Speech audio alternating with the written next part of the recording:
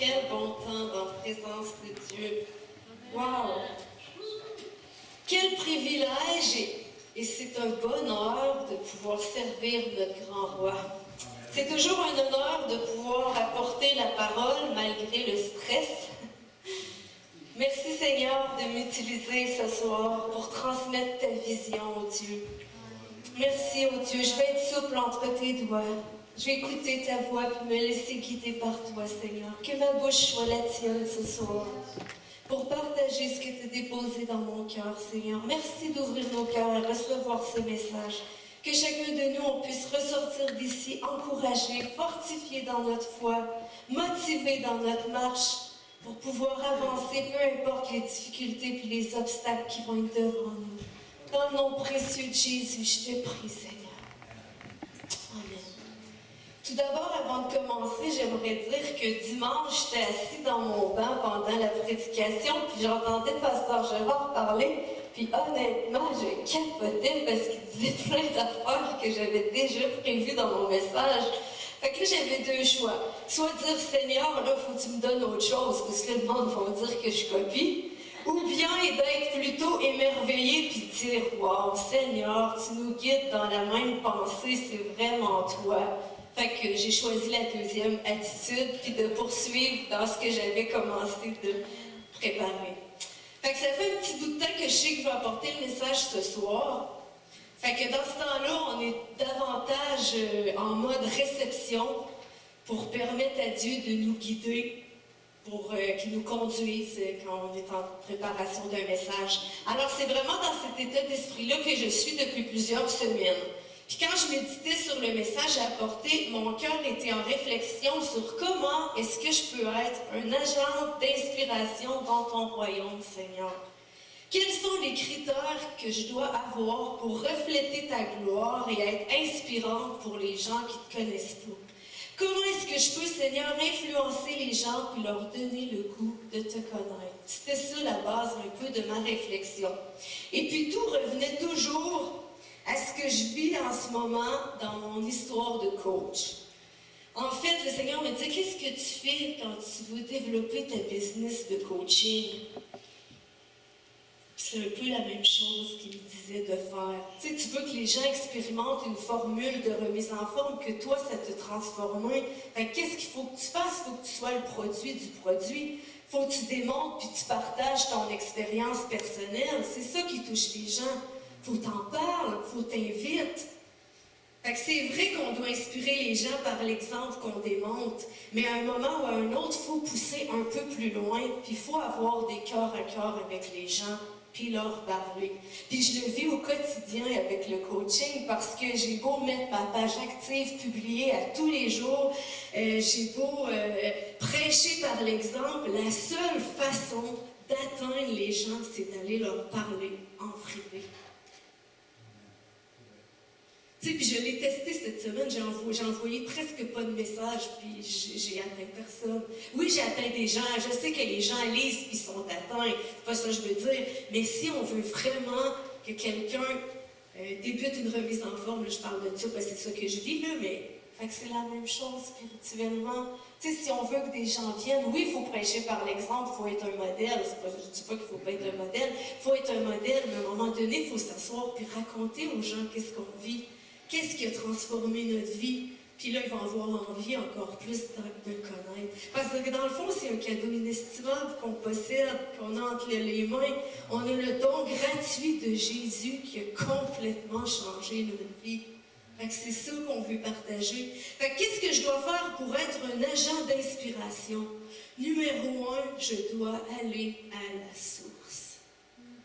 Me réfugier dans les bras du Père pour puiser au quotidien tout ce que j'ai besoin pour faire face à mes journées. Je ne peux pas donner si je ne suis pas ressourcée d'abord, c'est impossible. C'est essentiel. Fait que c'était ma méditation numéro 1. Aller à la source de Dieu. Et comme je sais que Dieu nous conduit toujours et nous guide, je méditais sur aller à la source quand je suis allée à Longueuil à un super samedi que j'avais dans mon coaching. Tu sais, les petits clins d'œil de Dieu, le conférencier, il commence à parler, puis il parlait comme lui, c'est sûr qu'il n'est pas chrétien, fait qu'il disait comment il avait besoin d'aller se ressourcer dans la nature, puis que d'être pleinement conscient qu'il lui dit qu'il y a tout en lui, là, mais moi je sais que quand tu vas dans la nature, comment tu peux entendre Dieu te parler? Puis c'est ça que je voyais, c'est ça spirituellement aussi, il faut se ressourcer, il faut aller à la source au quotidien. Puis là, toutes les idées commençaient à prendre place dans mon esprit pour mon message en préparation, puis j'ai béni tous les clins d'œil de Dieu. C'est ça, dans le fond, il faut que je sois connectée, il faut que j'aille dans la présence de Dieu, il faut que je nourrisse mon cœur puis mon âme si je veux être inspirant pour les autres. Il faut que je fasse du développement personnel puis spirituel chaque jour si je veux grandir. Ça veut dire ça, méditer la parole, la lire, trouver des livres chrétiens et assister à nos réunions, c'est ça, aller à la source. Puis dans les psaumes, on voit tellement combien David avait compris ça. Il avait compris ce principe fondamental qu'est une relation d'un croyant avec son Dieu. David a tellement écrit des beaux psaumes qui parlent entre autres de s'abreuver, puis d'aller à la source pour puiser nos forces, notre courage. Tournons ensemble dans Psaume 36.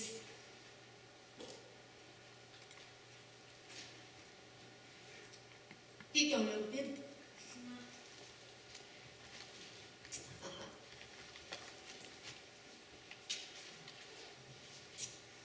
Psaume 36, on va commencer au verset 8. Que ton amour est précieux, ô Dieu. Sous tes ailes, les humains se réfugient. Ils savourent les richesses des festins de ta maison. Au torrent, c'est pas rien, là, c'est pas juste une petite flaque d'eau, là. Au torrent de tes délices, tu leur donnes à boire, car chez toi est la source de la vie. Wow!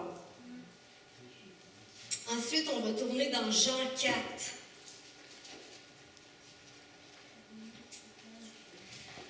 Verset 13. Celui qui boit de cette eau, reprit Jésus, aura de nouveau soif. Mais celui qui boira de l'eau que je lui donnerai n'aura plus soif. L'eau que je lui donnerai deviendra en lui une source intarissable qui jaillira jusque dans la vie éternelle. Wow! Puis ça, on sait que Jésus parlait à la femme samaritaine près du puits. Ce qui me frappait dans cette histoire-là, c'est de la rencontre de Jésus avec la Samaritaine, c'est combien Jésus s'est servi de la réalité quotidienne de ce que vivait la femme pour l'atteindre. Il a ciblé son besoin précis physique, qui était d'avoir de l'eau parce qu'elle allait puiser, pour l'amener à réaliser après son besoin spirituel. Tu sais, c'est Jésus, là. Il aurait pu lui dire tout de suite en partant, je connais tes péchés, je sais que tu as eu Sainte Marie, puis celui que tu as là, c'est même pas le tien, puis tac, tac, tac, tu sais. Mais non! Il aurait pu le faire, mais c'est pas ça qu'il a fait. Pourquoi? Parce qu'être un agent d'inspiration pour les autres, c'est d'atteindre d'abord leur cœur avec leur réalité, pour ensuite qu'ils soient réceptifs à entendre plus. Jésus a ciblé son besoin d'être désaltéré, puis ensuite, il a parlé de sa situation. Inspirer les gens en touchant leur cœur, que ce soit un exemple pour nous, c'est ça qu'on doit faire. Ce que Jésus nous enseigne dans cet exemple-là, c'est que si on veut inspirer les gens, c'est pas en les jugeant, mais c'est en atteignant leur cœur avec leur réalité. S'intéresser à eux réellement, là, pas faire semblant à ce qu'ils vivent au quotidien.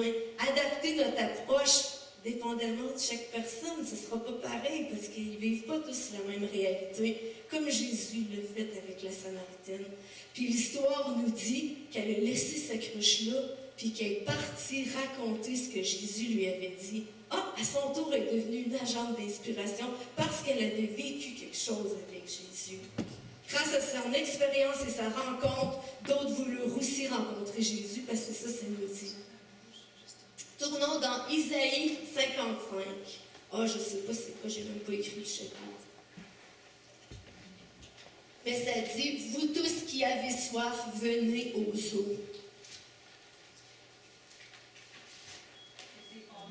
Hein? C'est le verset 1? Ok. Vous tous, c'était juste ça. Vous tous qui avez soif, venez aux eaux. Tout être humain possède une source où il s'abreuve. Un croit trouver une vie abondante au sein du plaisir. Et jour après jour, son cœur, se sentant vide et insatisfait, recherche de nouvelles expériences qui aboutissent sans cesse au même terme. Un autre peut mettre son assurance, sa confiance en l'avenir, se reposant sur un bon compte en banque et toute sa préoccupation de base sur les moyens de parvenir à une certaine sécurité pour enfin se rendre compte que là n'est pas la source pour être assuré. Vient ensuite celui qui désire posséder les biens, autos, maisons, terrains, mais lorsqu'il a atteint son but, d'autres désirs viennent le hanter et il est encore insatisfait. Hein? Jésus lui dit qu'il est la source et que nous pouvons être désaltérés à lui. C'est à lui qu'il faut aller. Amen. Jésus aussi parle souvent de s'abreuver à la source parce que c'est essentiel et c'est seulement de cette façon-là que je vais être en mesure de comprendre puis de réaliser que tout ce que je vis ici-bas concourt à mon bien. Puis là, je reviens un peu à mon super samedi quand j'étais là-bas. Le conférencier, tout de suite après, il a débuté sa conférence en se présentant puis en disant « J'ai eu le privilège de vivre un burn-out. J'ai eu le privilège d'avoir un grave accident de moto. » Puis là, il dit tout le temps ça avec toutes les grosses épreuves de sa vie. Il commence toujours par dire que j'ai eu le privilège de vivre ça.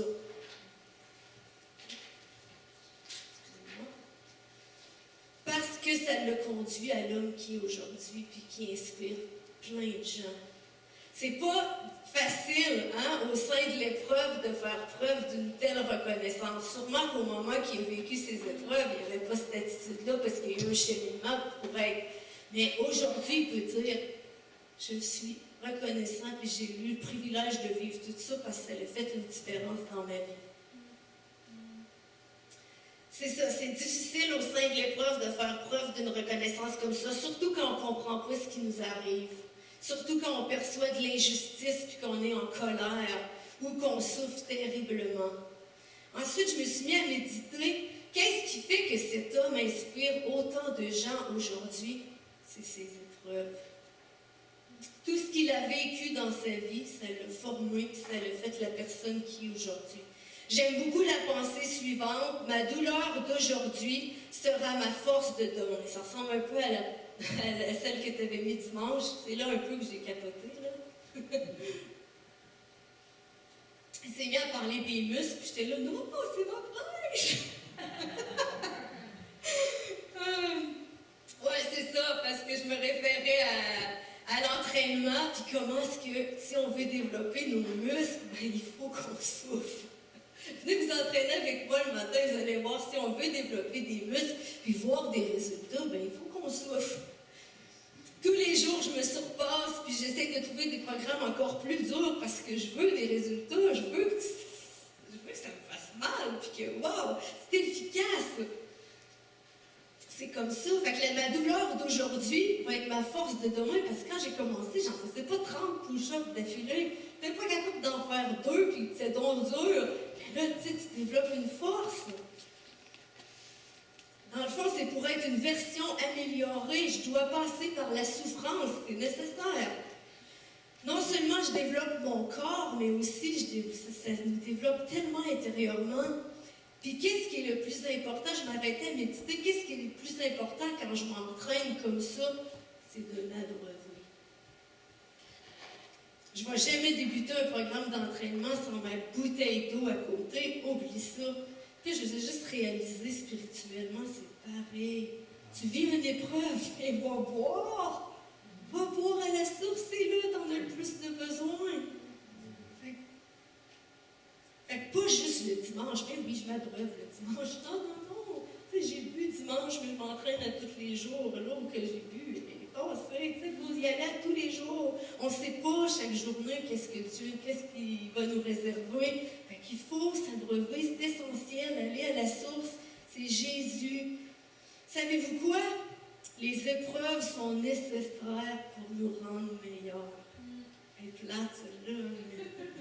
C'est tellement vrai. Demandez à n'importe quel athlète, s'il va aller aux Jeux olympiques, il va falloir qu'il s'active, qu'il traverse des épreuves, puis il va avoir des résultats. C'est pareil. Au même titre, ma souffrance et mes efforts va me pousser à améliorer ma forme et mon allure physique. De même, les épreuves, les tragédies, les difficultés que je vis au quotidien, mes souffrances vont faire de moi une meilleure personne. Mes souffrances vont façonner ma personnalité. Elles me rendront plus sensible aux autres ensuite, plus compatissante, plus forte. Je vais être une meilleure version. À seule condition qu'on accepte d'être formé par nos épreuves. Parce qu'on peut avoir une attitude totalement contraire, s'apitoyer sur notre sort, se plaindre sans arrêt, en vouloir à l'univers entier. Ah, que je fais donc pitié. Mais dans ce temps-là, tu vas être plus amer qu'autre chose, tu vas avoir du ressentiment, de la colère. Mais si à la place, tu gardes le sourire puis que tu avances, tu vas en sortir grandi, c'est officiel. Puis tu vas être meilleur qu'avant. Je lisais ce matin une fille que je connais, qu'elle partageait qu'est-ce qu'elle avait vécu dans les dernières années. Tu sais, elle a finalement réussi à faire son cours de secrétariat, mais au travers de ça, là, sa sœur, elle est rentrée à l'hôpital, elle est décédée. En tout cas, tu sais, elle a vécu beaucoup de choses pour finalement aujourd'hui avoir son diplôme en secrétariat. Puis elle a terminé en disant « J'échangerai rien de ce que j'ai vécu ». Puis là, j'étais là « Wow, c'est tellement ça ». C'est nos épreuves qui nous forment, même si c'est difficile des fois de se l'avouer, mais tout ce qu'on vit a un but précis. Puis dans la même suite, tu as publié de quoi hier, un jeune homme qui était paralysé, puis que lui a choisi de garder le sourire, puis de foncer. Puis il est tellement inspirant, il dit « De toute façon, ça donne quoi de m'apitoyer sur mon sort? Je les ai plus, mes jambes. » Merci, là, il disait pas merci Seigneur parce qu'il n'est pas chrétien, mais il disait, je suis tellement reconnaissant que ce ne soit pas une vertèbre plus haute, je ne pourrais même pas utiliser mes bras. Tu sais, au lieu de regarder ce qu'il avait perdu, il était reconnaissant pour ce qu'il avait maintenant. C'est cette attitude-là qu'il faut qu'on ait dans les épreuves. Quelle leçon de vie incroyable! La meilleure attitude, force, courage, résilience, apprécier ce qu'il a et non ce qu'il a perdu. J'aimerais qu'on voit un exemple dans la Bible de quelqu'un qui a vécu bien des épreuves. On ne lira pas l'histoire parce qu'elle s'étale sur 13 chapitres. Est-ce qu'il y en a qui veulent essayer de deviner? Ah, ça aurait pu être Job. Qui? C'est Joseph. Quelle histoire incroyable qui prouve que nos épreuves concourent à notre bien si on garde la bonne attitude devant celle-ci. Si on fait une histoire courte, pour ceux qui peut-être ne connaissent pas l'histoire de Joseph, il a d'abord été détesté par ses frères parce que Jacob, leur père, l'aimait profondément et était jaloux de lui. Une jalousie tellement forte qu'ils l'ont vendu en esclavage, simulant auprès de leur père âgé sa mort. Ensuite, il a été vendu comme esclave à un haut fonctionnaire nommé Potiphar. Tu sais, là, ça s'accumule, puis dans l'histoire, on ne voit pas qu'il est en colère ou quoi que ce soit, Joseph. Là, il a vraiment une bonne attitude. Là, tout commence à aller un peu mieux dans sa vie. Son maître lui confie un peu plus de responsabilités, il gagne sa confiance. Quand tout à coup, il est victime de la femme de Potiphar, puis pourtant, il fait le bien, là. Il n'a pas rien fait de mal. Il est jeté en prison, puis oublié là pour plusieurs années. Puis là, on lit dans l'histoire, il continue même à être un agent d'inspiration en prison. Moi, c'est ça qui me bénit.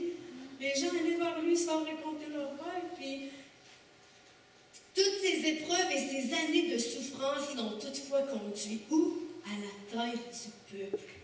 Il a pu sauver ensuite toute sa famille. Wow! Est-ce que vous croyez vraiment que Joseph se serait retrouvé à la tête du peuple si ses frères n'avaient pas été remplis de jalousie, puis qu'il y avait eu la paix et l'harmonie dans sa famille? Non, il a fallu qu'il vive toutes ces souffrances-là, toutes ces épreuves-là pour atteindre sa destinée.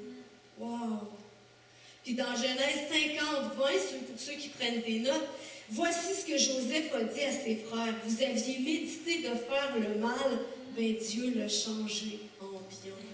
Dieu veut utiliser ta douleur ce soir pour contribuer à ton bien. Fais-lui confiance ce soir, accepte ta douleur en sachant qu'il peut la transformer en bien. Nos blessures favorisent notre croissance. Croyez-vous ça?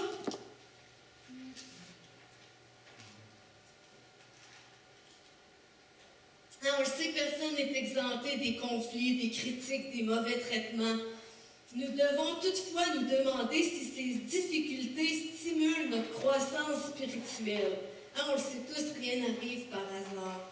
Les enfants de Dieu savent que dans sa bonté et sa souveraineté, c'est lui qui permet tout ce qui les atteint. Et il se sert même de nos expériences pénibles comme l'injustice, les épreuves, pour nous faire grandir en grâce et en sainteté. Joseph a supporté bien plus d'injustice que la plupart de nous peuvent l'imaginer.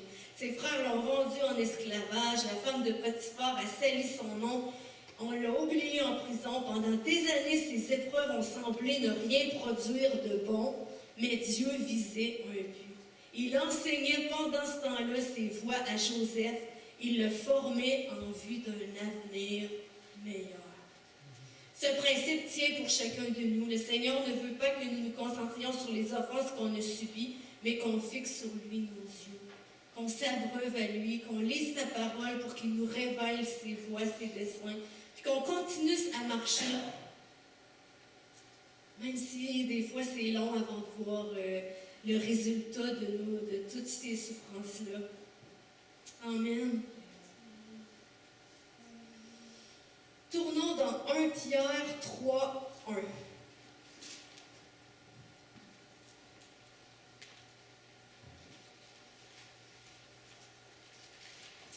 Jésus. Non, c'est pas ça. J'ai pas écrit la bonne référence.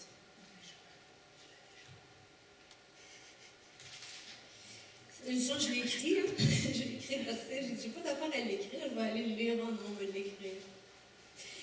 Et ça dit, ainsi donc, puisque le Christ a souffert dans son corps, armez-vous aussi de la même pensée. Je pense qu'il s'avise parce qu'on aurait besoin d'être armé parce qu'on aurait des épreuves, nous aussi. Je vais vous lire une histoire dans le pain quotidien. Ça bon.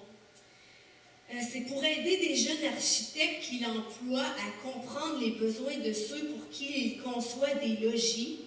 David Diller, c'est le concepteur de cet architecte-là, les envoie faire des soirées pyjama, vêtus d'un pyjama. Ils vont passer 24 heures dans une maison de retraite dans des conditions de vie sont semblables à ceux des octogénaires et des monagénaires. Ils portent des bouchons pour stimuler une perte de l'ouïe, s'enrubantent les doigts pour limiter leur dextérité, c'est ça, et s'échangent des lunettes pour reproduire l'effet des problèmes oculaires. Puis David dit, le plus grand avantage lorsque j'envoie des jeunes de 27 ans, c'est qu'ils reviennent avec le cœur 10 fois plus grand. Ils rencontrent des gens et comprennent leur sort. Je voulais juste dire ça dans le sens que quand on vit des épreuves, là, souvent après on va être appelé à aider ceux qui vont vivre les mêmes choses. Puis là, on va être capable d'être des bons agents d'inspiration parce qu'on va exactement comprendre ce à quoi ils vivent. Puis le plus bel exemple aussi, Jésus. Jésus a été éprouvé puis il est devenu notre plus grand agent d'inspiration. Hébreux 2, 10.